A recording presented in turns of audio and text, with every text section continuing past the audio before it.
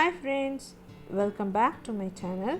இன்னைக்கு நம்ம என்ன ரெசிபி பார்க்க போறோம்னா ஹாட் கிராஸ் பன் எப்படி செய்யலாம்னு தான் பார்க்க போறோம். சாஃப்ட்டா ஸ்பாஞ்சியா வீட்லயே எப்படி செய்யலாம்னு பார்க்க போறோம். அதுக்கு முன்னாடி என் சேனலை யாரும் சப்ஸ்கிரைப் பண்ணலனா கைண்ட்லி சப்ஸ்கிரைப் பண்ணிக்கோங்க. அப்படியே பக்கத்துல இருக்க பெல் ஐகானை டர்ன் ஆன் பண்ணிக்கோங்க. அப்பதான் நான் போடுற வீடியோஸ் எல்லாம் உங்களுக்கு உடனுக்குடன் வரும். இப்போ வாங்க நம்ம இந்த பன் எப்படி செய்யலாம்னு பார்க்கலாம். அதுக்கு ஃபர்ஸ்ட் ஒரு 100 ml மிதமான சூடான பால் எடுத்துக்கோங்க. அந்த பால் கூட 1 டீஸ்பூன் வந்து ஈஸ்ட் ஆட் பண்ணிக்கோங்க.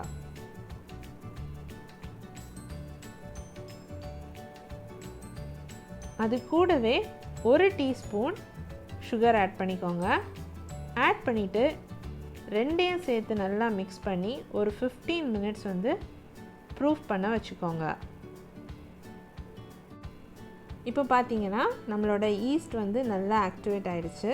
ஈஸ்ட் ஆக்டிவேட் ஆச்சுன்னா இப்படி மேலே ஒரு லேயராக அப்படி வந்து ஃபார்ம் ஆகும். அப்போ வந்து நமக்கு வந்து ஈஸ்ட் நல்லா ஆக்டிவேட் ஆகிடுச்சுன்னு தெரியும். அதே மாதிரி இதை ஊற்றி நம்ம பன் செய்கிற டைம் வந்து கரெக்டாக பன் வந்து நல்லா ரைஸ் ஆகி வரும். இப்போ நான் வந்து இன்றைக்கி 250 கிராம் வந்து மைதா எடுத்திருக்கேன். அந்த மைதாக்கு நடுவில் வந்துட்டு நம்ம ஆக்டிவேட் பண்ண ஈஸ்ட் பாலை ஆட் பண்ணிக்கலாம்.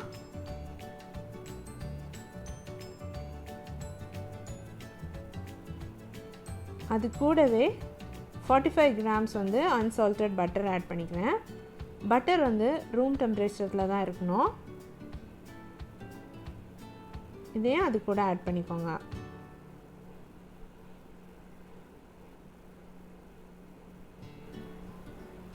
இப்போ அது கூடவே நம்ம ஒரு முட்டையை அடித்து ஆட் பண்ணிக்கலாம்.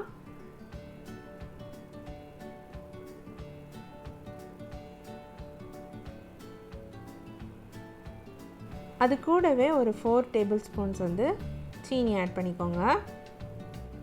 1 டீஸ்பூன் வந்து வெனிலா எசன்ஸ் ஆட் பண்ணிக்கோங்க. இது ஆப்ஷனல் தான், வேணும்னா ஆட் பண்ணிக்கோங்க. நான் ஒரு ஃப்ளேவருக்காக வேண்டி இதை ஆட் பண்ணியிருக்கேன்.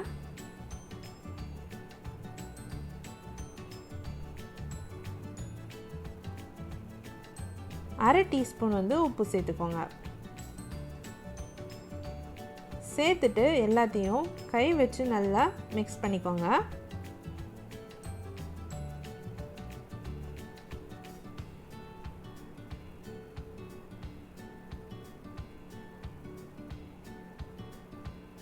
இப்போ பன்னோட டவ் வந்து ரெடி ஆயிடுச்சு.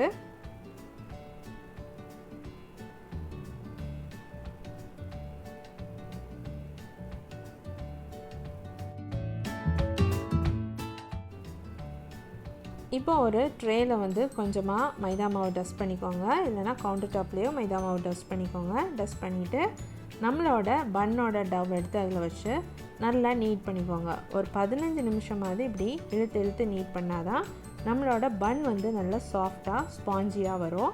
ஸோ ஒரு 15 minutes இப்படி நல்லா நீட் பண்ணி எடுத்துக்கோங்க.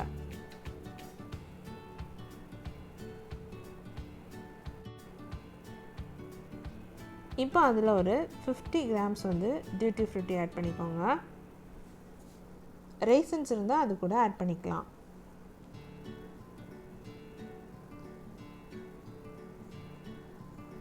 ஆட் பண்ணிவிட்டு நல்லா மிக்ஸ் பண்ணிக்கோங்க. ஈவனாக எல்லா இடத்துலையும் வர்றது மாதிரி நல்லா மிக்ஸ் பண்ணிக்கோங்க.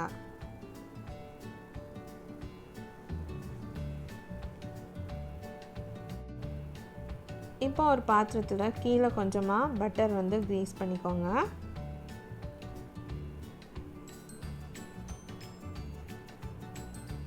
அதில் நம்ம டவ்வை ப்ளேஸ் பண்ணிக்கோங்க. ப்ளேஸ் பண்ணிவிட்டு மேலேயும் கொஞ்சமாக பட்டர் வந்து ஸ்ப்ரெட் பண்ணிக்கோங்க.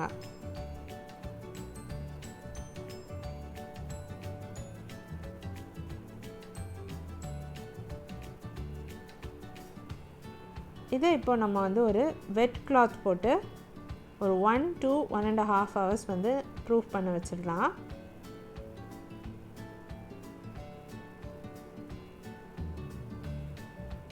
டெம்பரேச்சர் பேஸ் பண்ணி ப்ரூஃபிங் டைம் வந்து வேரி ஆகலாம். சப்போஸ் சில டைம் 1 hourலேயே நல்லா ப்ரூஃப் ஆயிரும், இல்லைனா ஒரு எக்ஸ்ட்ரா ஒரு 1/2 hour ஆகும். இப்போ பார்த்தீங்கன்னா நம்ம வந்து அந்த கிளாத்தை ரிமூவ் பண்ணிடலாம். இப்போ நம்மளோட டவ் வந்து டபுள் தி சைஸ் நல்லா ப்ரூஃப் ஆகிருக்கு.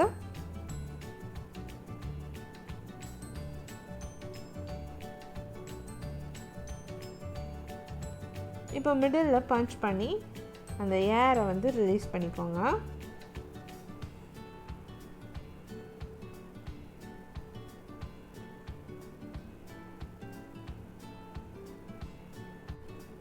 இப்போ மாவை ஒரு ட்ரேல மாற்றிட்டு சின்ன சின்ன போர்ஷன்ஸாக பிரிச்சுக்கோங்க. பிரிச்சுட்டு குட்டி குட்டி உருண்டையாக நல்லா உருட்டிக்கோங்க. இப்படி குட்டி குட்டி பால்ஸாக உருட்டி எடுத்துக்கோங்க. இப்போ ஒரு பேக்கிங் ட்ரேயில் ஒரு பார்ச்மெண்ட் பேப்பர் போட்டுக்கோங்க. அது மேலே கொஞ்சமாக பட்டர் க்ரீஸ் பண்ணிக்கோங்க. அதில் நம்மளோட பன்னு வந்து அரேஞ்ச் பண்ணிக்கலாம். ஒன்று ஒன்றா அரேஞ்ச் பண்ணிக்கோங்க. கொஞ்சம் ஸ்பேஸ் விட்டு அரேஞ்ச் பண்ணுங்கள். ஏன்னா அகெயின் ப்ரூஃப் ஆகிற டைம் வந்து ஒன்றோட ஒன்று ஒட்டிக்கும். இப்போ அகெயின் நம்ம என்ன பண்ண போகிறோன்னா ஒரு வெட் கிளாத் போட்டு ஒரு 30 மினிட்ஸ் வந்து ப்ரூஃப் பண்ண வச்சிடலாம். மீன்வைல் அவன் வந்துட்டு ஒரு 15 மினிட்ஸ் 180 டிகிரியில் ப்ரீ ஹீட் பண்ணிக்கோங்க. இப்போ ஒரு பவுலில் 2 டேபிள் ஸ்பூன் வந்து மைதா எடுத்துக்கோங்க.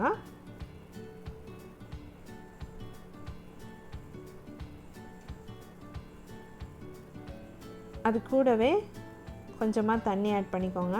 ஆட் பண்ணிவிட்டு ரெண்டையும் மிக்ஸ் பண்ணி ஒரு நல்ல திக் பேஸ்ட்டாக மிக்ஸ் பண்ணி எடுத்து வச்சுக்கோங்க. இதை வச்சு தான் நம்ம பன் மேலே வந்து க்ராஸ் செய்ய போகிறோம். ஸோ கொஞ்சம் திக்காக இதை நல்லா மிக்ஸ் பண்ணி எடுத்து வச்சுக்கோங்க. இன்னொரு பவுலில் 2 டேபிள் ஸ்பூன் பால் எடுத்துக்கோங்க.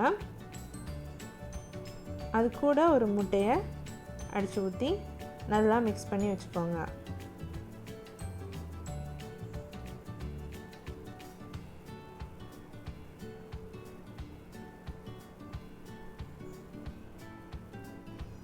இப்போ பீட் பண்ணி வச்ச முட்டையும் பாலையும் வந்து பன் மேலே ப்ரஷ் பண்ணிக்கலாம். எல்லா பன்லேயும் எல்லா சைட் படுறது மாதிரி நல்லா ப்ரஷ் பண்ணிக்கோங்க.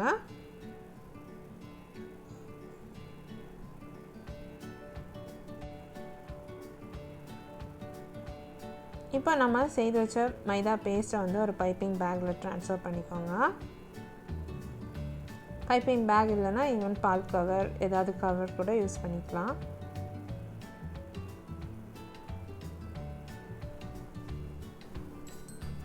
இப்போ எட்ஜ் ஆஃப் த கவரில் வந்து கட் பண்ணிக்கோங்க.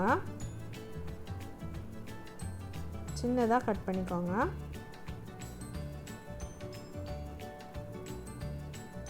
இப்போ ஒரு பன் மேலேயும் க்ராஸ் மாதிரி இப்படி லைன்ஸ் போட்டுக்கோங்க.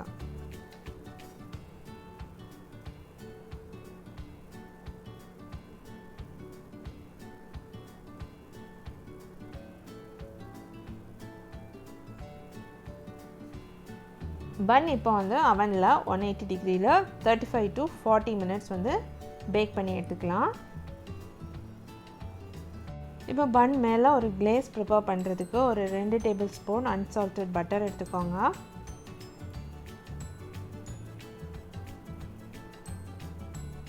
அது கூடவே 2 டேபிள் ஸ்பூன் வந்து பவுடர் சுகர் ஆட் பண்ணிக்கோங்க. பவுடர் சுகர் வேறு ஒன்றும் இல்லை, சுகரை நல்லா மிக்சியில் பவுடர் பண்ணி எடுத்துக்கோங்க.